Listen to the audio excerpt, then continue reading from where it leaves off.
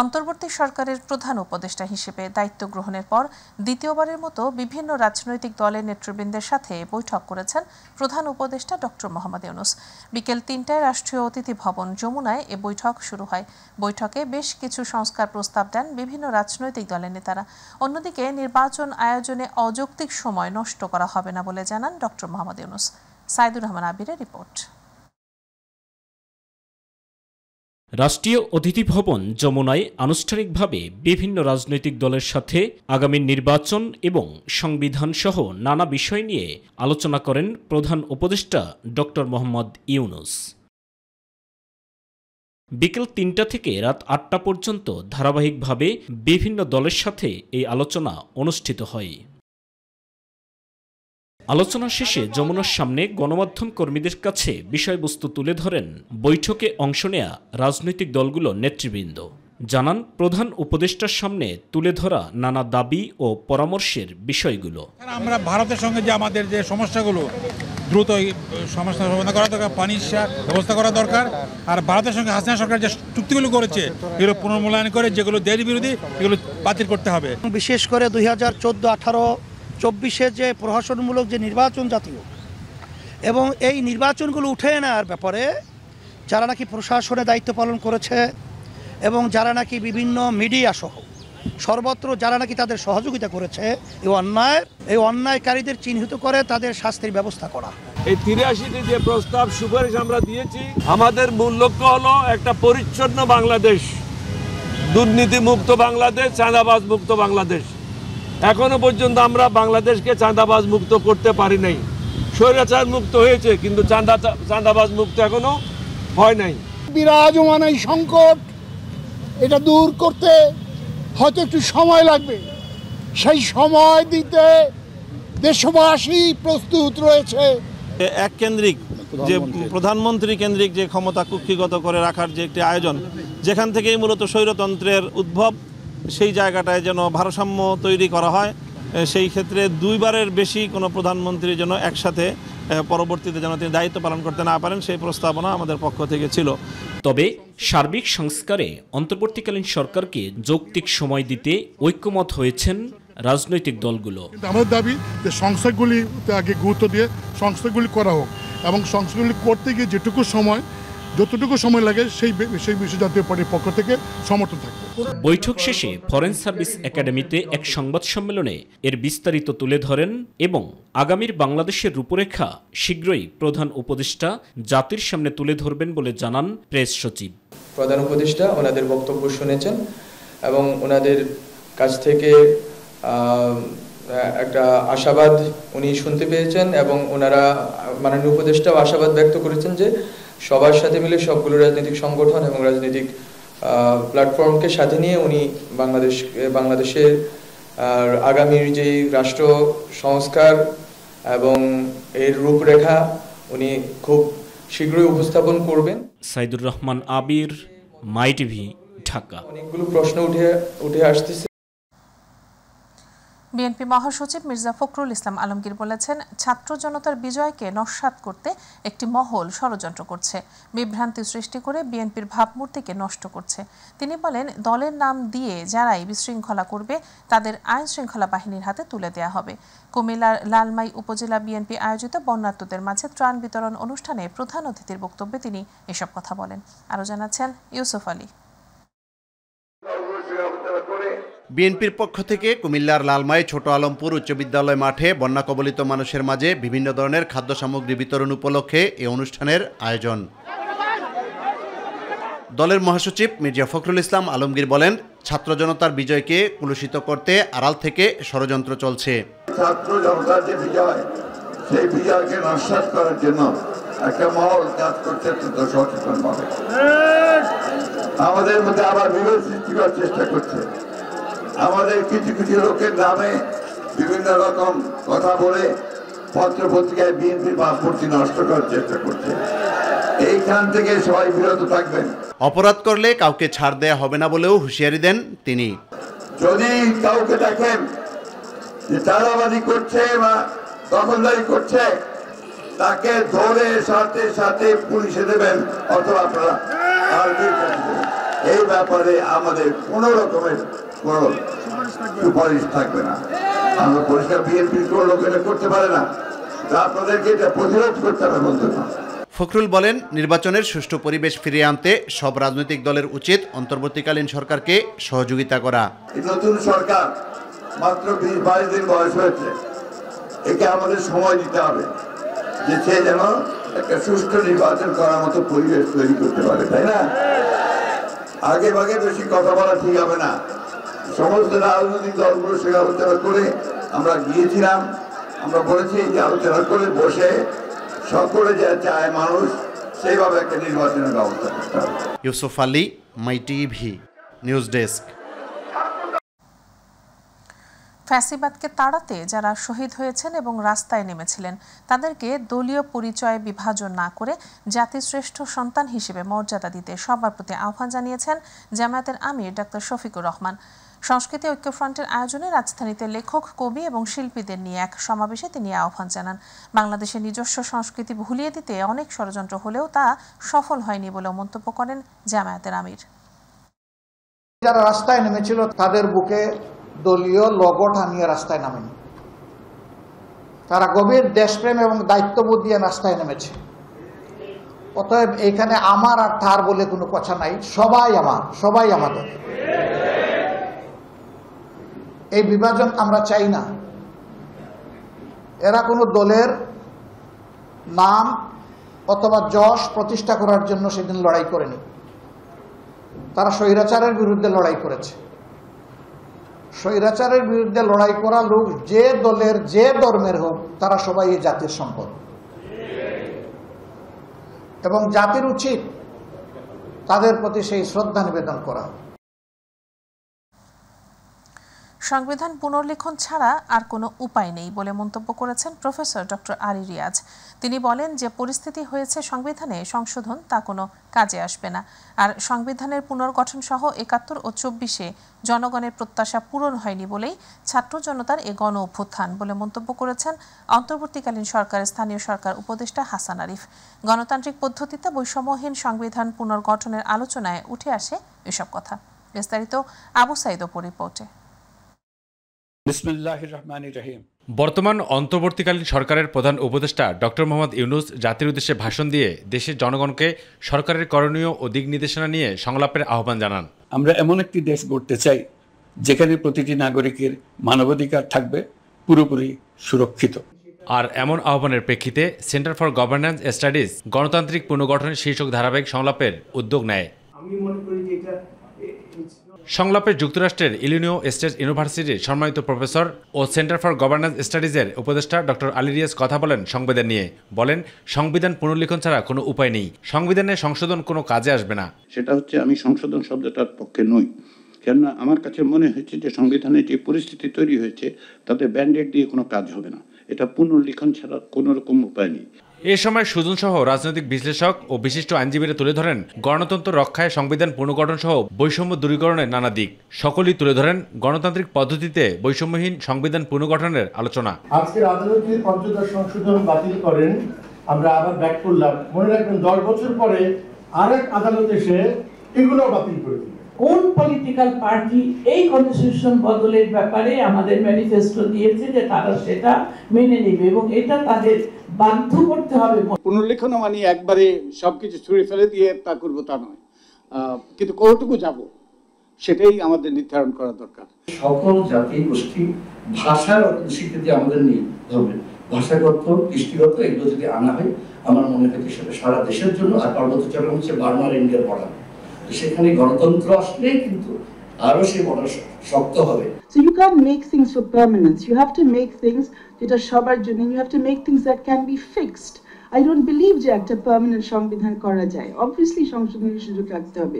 রাষ্ট্রপতি অর্ডিন্যান্স করলে পরবর্তী পর্যায়ে নেক্সট পার্লামেন্ট পাস করে দেবে, পাস করে দেবে, সেটা কোনো গ্যারান্টি নেই। কি হয়তো আলোচনা করলেন যে ওদেরকে বাধ্য করতে হবে যেন দেশ পার্লামেন্টে যারা আসবে তারা পাস করে। এটা তো আমি কোনো শিশু এই সংবিধানের বর্তমান যেটা আছে সেই সংবিধানের দ্বারা কোনো গণতান্ত্রিক রাষ্ট্র চলতে পারে না।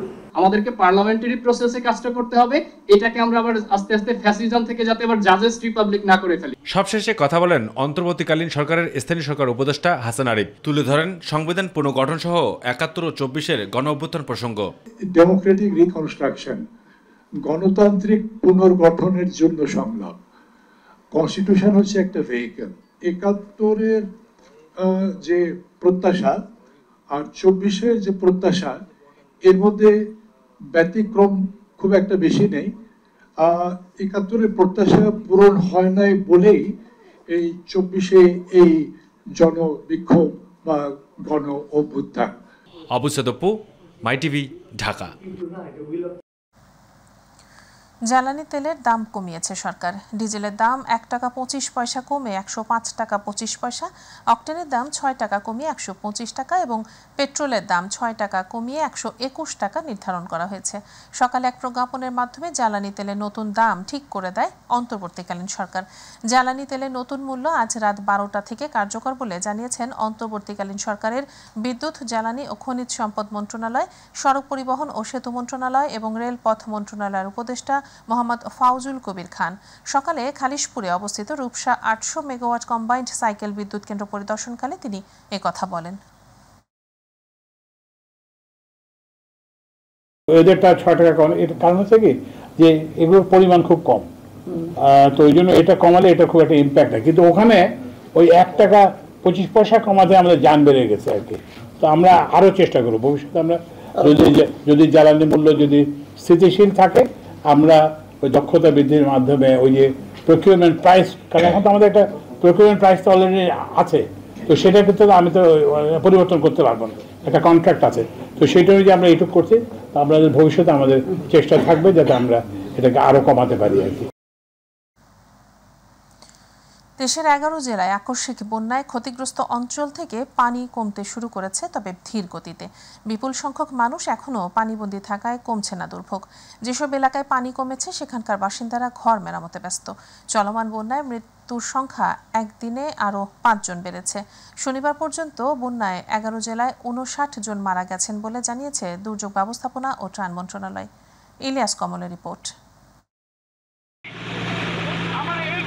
স্মরণকালের ভয়াবহ বন্যায় ক্ষতিগ্রস্ত দেশের ১১ জেলা। আকস্মিক বন্যার পানি নামতে শুরু করলেও গতি খুবই ধীর। বিপুল সংখ্যক মানুষ এখনও পানিবন্দী, তাই কমছে না মানুষের দুর্ভোগ। লক্ষ্মীপুরে এখনও জলমগ্ন ৫ উপজেলার বিস্তীর্ণ এলাকা। ধীর গতিতে নামছে বানের জল, স্পষ্ট হতে শুরু করেছে ক্ষতচিহ্ন, প্রকট হয়ে উঠেছে বিশুদ্ধ পানি ও খাদ্য সংকট। চরম ভোগান্তিতে দিন কাটছে ১০ লাখ বানভাসী। ফেনীতে বন্যা পরিস্থিতির উন্নতি হলেও দুর্ভোগ কমেনি। এখনও ডুবে আছে সদর, সোনাগাজী ও দাগনভূঞা উপজেলার অনেক এলাকা। পানিবন্দী অবস্থায় দিন কাটাচ্ছেন প্রায় ৫ লাখ মানুষ। পানি কমে আসায় ত্রাণ বিতরণে গতি ফিরলেও রয়েছে খাদ্য সংকট। যেসব এলাকা থেকে বানের জল নেমেছে সেখানকার বাসিন্দারা ঘর মেরামতে ব্যস্ত। এদিকে জাতিসংঘ শিশু তহবিল জানিয়েছে, চলমান বন্যায় দেশের পূর্বাঞ্চলের ২০ লাখেরও বেশি শিশু এখন ঝুঁকির মধ্যে রয়েছে। ৩৪ বছরে বাংলাদেশের পূর্বাঞ্চলে আঘাত হানা সবচেয়ে ভয়ঙ্কর এই বন্যায় খাদ্য বা জরুরি ত্রাণ সরবরাহ ছাড়া পানিবন্দী হাজার হাজার মানুষ ও শিশুর মধ্যে ইউনিসেফ জীবন রক্ষাকারী সরঞ্জাম সরবরাহের জন্য ৩৫ মিলিয়ন মার্কিন ডলার সহযোগিতা প্রয়োজন বলেও জানায় সংস্থাটি। ইলিয়াস কমল, মাই টিভি। বন্যায় ক্ষতির পরিমাণ দেখে যারা প্রাপ্য তারা পাবেন, এ বিষয়ে আলোচনা করে সরকার ব্যবস্থা নেবে বলে জানিয়েছেন অন্তর্বর্তী সরকারের উপদেষ্টা brigadier doctor M Sakhawat Hossain. দুপুরে কুমিল্লা ১৪ গ্রামে শ্রীপুরে বন্যা দুর্গতদের চিকিৎসা সেবা, ঔষধ বিতরণ পরিদর্শনে এসে তিনি একথা বলেন। এ সময় সেনাবাহিনী কর্তৃক বিভিন্ন বয়সের মানুষের স্বাস্থ্যসেবা সম্পর্কে খোঁজ খবর নেন উপদেষ্টা। তিনি জানান, একটি বিশেষ মুহূর্তে দায়িত্ব নিয়েছে এই সরকার। এছাড়া জেলার বিভিন্ন ক্ষয়ক্ষতির বিষয়ে আলোচনা করে ব্যবস্থা নেওয়ার কথাও জানান তিনি। আমি মনে করি ইনশাল্লাহ এই পোস্ট ফ্লাড রিহ্যাবিলিটেশনটাও সুন্দরভাবে হবে। এই জন্য আশা করি যাদের যা প্রাপ্য ইনশাল্লাহ তারা পাবে। যাদের ক্ষতি হয়েছে সেই ক্ষতি তো ইমিডিয়েটলি পূরণ করা যাবে না, আমরা আলোচনা করে আরও রিহ্যাবিলিটেশন প্রোগ্রাম কোথায় কী লাগে ডিস্ট্রিক্ট অ্যাডমিনিস্ট্রেশন থেকে যখন যাবে তখন এটা কোঅর্ডিনেশন হবে। বন্যার্তদের জন্য গণত্রাণ সংগ্রহ কার্যক্রমে এখন থেকে শুকনো খাবার ও কাপড় নেওয়া হচ্ছে না। নগদ অর্থসহ চাল, ডাল, তেল, মশলা, শিশুখাদ্য ও ন্যাপকিন দেওয়ার আহ্বান জানিয়েছে বৈষম্য বিরোধী ছাত্র আন্দোলন। সকালে টিএসসিতে এক সংবাদ সম্মেলনে এ তথ্য জানানো হয়। আজ সাপ্তাহিক ছুটির দিনেও চলছে বন্যা দুর্গতদের জন্য গণত্রাণ সংগ্রহ। এই কার্যক্রমে স্বতঃস্ফূর্তভাবে অংশ নিচ্ছেন বিভিন্ন শ্রেণী পেশার মানুষ। সরকারি কর্মকর্তা, শিক্ষক, শিক্ষার্থী, প্রবাসী বাংলাদেশি সবাই দিচ্ছেন ত্রাণ। সকলের প্রত্যাশা, সম্মিলিত প্রচেষ্টায় কিছুটা হলেও স্বস্তি পাবে বন্যা দুর্গতরা। যেহেতু শুকনো খাবারের যে এখন রান্না করা সামগ্রী বেশি জরুরি, আমরা প্রায়োরিটির ভিত্তিতে কাজগুলো করতে চাচ্ছি। আপনারা ইতিমধ্যে দেখছেন যে আমাদের যে কাপড়গুলো ছিল সেগুলো প্রায় পাঠিয়ে দিচ্ছি। কাপড়গুলোর দায়িত্ব নিয়েছে মূলত আর্মি। ইতিমধ্যে আমরা সিদ্ধান্ত নিয়েছি আমরা কাপড় এবং শুকনো খাবার আর নিচ্ছি না, তবে আমাদের যে নগদ অর্থ সংগ্রহের প্রক্রিয়াটা সেটি আমরা চলমান রাখবো, কারণ বন্যার্তদের পুনর্বাসনের জন্য বিপুল পরিমাণ অর্থের প্রয়োজন। তো বন্যা পরিস্থিতি পুরোপুরি কাটিয়ে ওঠার আগ পর্যন্ত আমরা সিদ্ধান্ত নিয়েছি যে আমাদের নগদ অর্থ সংগ্রহের কার্যক্রম চলমান থাকবে। রাজধানীর ভাটারা থানায় দায়ের করা মামলায় জাতীয় সংসদের সাবেক চিফ হুইপ আসম ফিরোজের আবারও 3 দিনের রিমান্ড মঞ্জুর করেছেন আদালত। ঢাকা মেট্রোপলিটন ম্যাজিস্ট্রেট সাইফুল ইসলামের আদালত শুনানি শেষে এ আদেশ দেন। এর আগে মামলার তদন্তকারী কর্মকর্তা 10 দিনের রিমান্ড আবেদন করেন।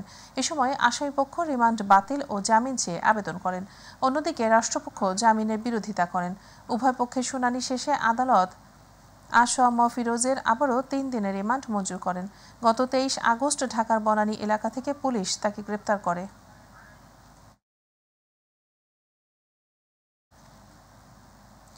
জাতীয় শিক্ষাক্রম ও পাঠ্যপুস্তক বোর্ড এনসিটিবির নতুন চেয়ারম্যান হিসেবে নিয়োগ পেয়েছেন অধ্যাপক AKM রিয়াজুল হাসান।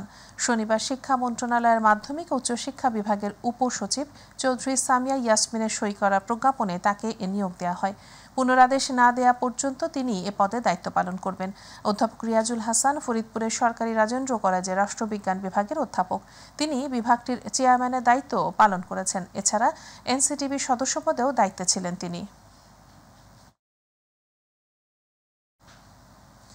ছাত্র জনতারা আন্দোলনের শহীদ হওয়া সাংবাদিক সহ আওয়ামী লীগ সরকারের রোষানলে গেল 15 বছরের যে সকল সাংবাদিককে প্রাণ দিতে হয়েছে তাদের হত্যার বিচারের দাবি জানিয়েছে ফেডারেল সাংবাদিক ইউনিয়ন এবং ঢাকা সাংবাদিক ইউনিয়ন। জাতীয় প্রেস ক্লাব চত্বরে এক মানববন্ধনে তারা এ দাবি জানান।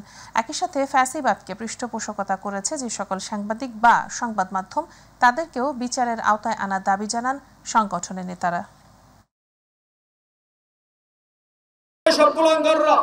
মিথ্যা মামলা করে সাংবাদিকতার কণ্ঠকে সাংবাদিকদের কণ্ঠে স্তব্ধ করে দিয়েছে, তাদের বিরুদ্ধে ব্যবস্থা নিতে হবে, কারণ এরা ফ্যাসিবাদের দোষর। এই ফ্যাসিবাদ বিরোধী আন্দোলনে আমাদের 65 জন সাংবাদিক নিহত হয়েছে। সর্বশেষ এই ফ্যাসিবাদ বিরোধী আন্দোলনে, বৈষম্য বিরোধী আন্দোলনে 5 জন সাংবাদিককে হত্যা করা হয়েছে। আমাদের 2 শতাধিক সাংবাদিক আহত হয়েছে। আমাদের 5 জন সাংবাদিককে হত্যা করা হলো এই সাম্প্রতিক আন্দোলনে। একজনও তাদের পরিবারের কেউ খোঁজ নিতে যান নাই, ব্যাপারটা কি? এবং শত শত সাংবাদিক আহত হলো, তাদেরও খোঁজ দিতে যান নাই, কারণটা জানতে চাই। চলতি বছর ডেঙ্গুতে প্রাণ হারিয়েছেন 79 জন, গত বছরের তুলনায় যা 7 গুণ বেশি। আক্রান্তের সংখ্যা কম হওয়ায় ডেঙ্গু নিয়ে সাধারণের চিন্তা আরও বেশি এবার। তবে বিশেষজ্ঞরা বলছেন সবার আগে প্রয়োজন সচেতন হওয়া। সচেতনতাই পারে ডেঙ্গুর মতো রোগ থেকে মৃত্যুহার কমাতে। ইলিয়াস কমলের আরেকটি রিপোর্ট। স্মরণকালে সবচেয়ে ভয়াবহ আকারে ডেঙ্গু ছড়িয়েছিল গত বছর 2023 সালে। গত বছরের এই সময় ডেঙ্গুতে আক্রান্ত হয়ে মারা গিয়েছিল 11 জন ও আক্রান্ত ছিল 1,14,511 জন। গত বছরের তুলনায় চলতি বছর আক্রান্তের সংখ্যা 10 গুণ কম হলেও মৃত্যুর সংখ্যা 7 গুণ বেশি। স্বাস্থ্য অধিদপ্তরের তথ্য মতে চলতি বছর জানুয়ারি মাস থেকে এখন পর্যন্ত মারা যাওয়া 79 জনের মধ্যে 55 জনই ঢাকার 2 সিটি কর্পোরেশনের। ঢাকার এই 2 সিটি কর্পোরেশনে এবছর এখন পর্যন্ত আক্রান্ত হয়েছে 4038 জন, যা সারা দেশে আক্রান্তের 34.36%। আক্রান্ত ও মৃত্যুর হার বিবেচনায় চলতি বছর মহামারীর বছরের চেয়ে বেড়েছে মৃত্যুর হার। তবে পরিস্থিতি মোকাবেলায় সচেতনতাকেই প্রধান বলে মনে করেন চিকিৎসকরা। একই সঙ্গে জ্বর ও মাথা ব্যথার মতো প্রাথমিক উপসর্গ দেখা দিলেই চিকিৎসকের শরণাপন্ন হওয়ার পরামর্শ দিয়েছেন বিশেষজ্ঞ চিকিৎসক। তারপর অবশ্যই ডেঙ্গু সচেতন হতেই হবে। প্রতিটা দিনই কিন্তু আক্রান্ত রোগী পাওয়া যেতে পারে, সেক্ষেত্রে প্রতিটা দিনই আপনাকে বাসাবাড়ি পরিষ্কার পরিচ্ছন্ন রাখা, আশপাশটা ক্লিন রাখা এবং যে কোনো পানি ঢেকে রাখতে হবে। সেটা হলো যে গ্লাসের পানি হোক অথবা আপনি যদি বালতিতে পানি ধরে রাখেন, যে কোনো জায়গায় পানি ডেইলি হাসে ফেলে দিলে সবচেয়ে সব ভালো, অথবা 3 দিন অন্তর অন্তর। ওই পানিতেই কিন্তু ডেঙ্গু মশাটা ডিম পারে। আর বর্ষা মৌসুমে যেখানে সেখানে পানি আসলে জমা থাকে, ডাবের খোসা অথবা প্লাস্টিকের যে কোনো ভাঙা যেগুলো থাকে আশেপাশে, তো অবশ্যই উচিত সবারই নিজ দায়িত্বে নিজের বাসাবাড়িটা পরিষ্কার পরিচ্ছন্ন রাখা। এবং যদি সন্দেহ করে যে তার জ্বর হচ্ছে অথবা মাথা ব্যথা, চিকিৎসকের পরামর্শ শুরুতে নিতে হবে, কারণ দেরি করলে পেশেন্টটা কিন্তু মারা যেতে পারে।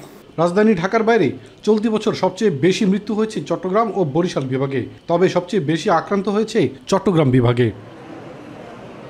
ইলিয়াস কমল, মাই টিভি।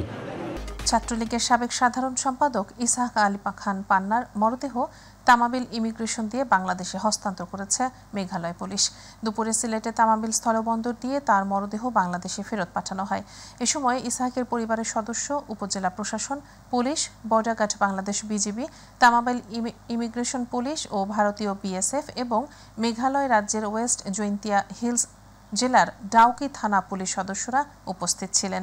এর আগে সাবেক ছাত্রলীগ নেতার স্বজনদের আবেদনের পরিপ্রেক্ষিতে ইসহাকের মরদেহ বাংলাদেশে পাঠাতে ভারত সরকারকে অনুরোধ করে পররাষ্ট্র মন্ত্রণালয়। হঠাৎ করে আমি 24 তারিখ রাতে যে ঘটনাটা শুনি যে ইলেকট্রনিক মিডিয়া আপনাদের মাধ্যমে তার মৃতদেহ ইন্ডিয়ার সাইডে পাওয়া গিয়েছে, এর প্রেক্ষিতে আমি পররাষ্ট্র মন্ত্রণালয়তে আবেদন করি যে আমার চাচা, প্রথমে আমি জিডি করি, একটা জিডি এগেনস্টে আমি পররাষ্ট্র মন্ত্রণালয়তে আবেদন করি যে আমি এরকম একটা ঘটনা জানি যে এরকম আমার চাচা ওখানে আছে, আমার তাকে বাংলাদেশ হাইকমিশন থেকে তাকে যাতে হেল্প করা হয় তার বডিটা বাংলাদেশে ফেরত। তারপর থেকে ভারত সরকার প্লাস বাংলাদেশ বর্তমান সরকার যথেষ্ট হেল্প করেছে, এটা ব্যাপারে ইনশিওর আমার বলতে হবে। এখানে আমরা যে লাস্ট কফিনটি পেয়েছি সেটি তার যে আত্মীয়স্বজন আছেন তাকে এটি হস্তান্তর করা হয়েছে। আমি আমরা সম্মিলিতভাবে রিসিভ করেছি, কোনো সমস্যা হয়। দর্শক, এই ছিল এখনকার সংবাদে। এছাড়া ইউটিউবে মাই টিভি সংবাদ থেকে ভিজিট করুন youtube/mytvbdnews এবং আমাদের অনুষ্ঠান দেখতে ভিজিট করুন youtube/mytv বাংলা, facebook/mytv বাংলা। পরের সংবাদ দেখার আমন্ত্রণ জানিয়ে এখনকার সংবাদ থেকে বিদায় নিচ্ছে আমি সাবরিনা। এতক্ষণ সাথে থাকার জন্য ধন্যবাদ সবাইকে। আল্লাহ হাফেজ।